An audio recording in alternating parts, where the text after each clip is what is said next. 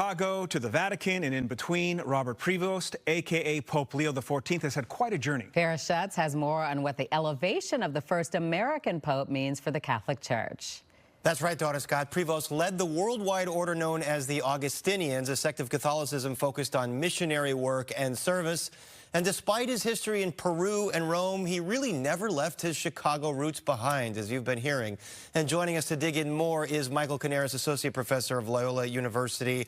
Michael Canaris, welcome back. So tell us more about the Augustinian order and what it might say about Pope Leo's vision for the church. Yeah, so he comes out of a rooted spirituality that goes all the way back to the early centuries of Christianity, of course. And they really have a consistent thrust and a consistent focus on both education and missionary work.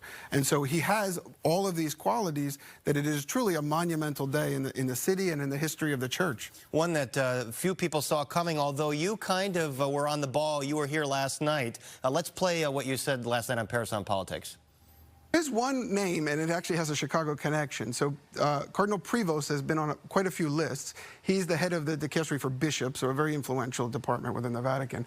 And the reason that he's not really considered fully American, although he has an American passport, is because he was a bishop in Latin America for many years. And so he kind of has a global perspective, and he has been on some lists as a potential compromise candidate.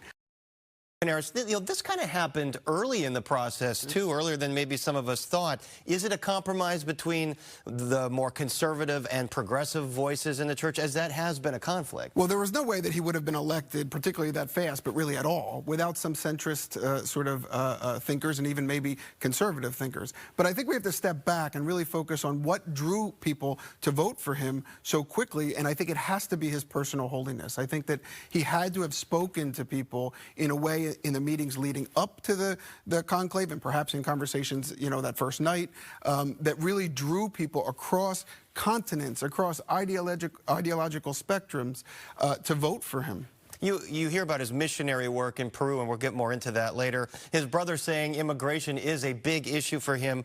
Could some of this be the church's reaction to maybe some of the nativist impulses happening in this country and throughout the West? Oh, for sure. So we're involved in like a $10 million project at Loyola that's trying to foster Pope Francis's agenda on college campuses. Actually, CTU and Villanova are both involved. You're talking about the Theological Union where he studied. That's right, where he studied. Yeah, they'll be insufferable now. But the work itself, really joking there, the work itself takes to heart all of these themes that his brother spoke about and that he spoke about in his blessing today. Building bridges, reaching out to people on the margins. He dipped into Spanish in his opening Italian marks there for a few minutes so that he could address the people of Peru directly. And so all of that does feed into and enliven a vision that recognizes that so many people are on the move today more than ever before in human history in terms of migration and displaced people. And of course, the church is all around the world. Michael Canaris, thank you very much. You'll be back on Good Day Chicago tomorrow. I will in the morning. Thanks. All right. Thanks again.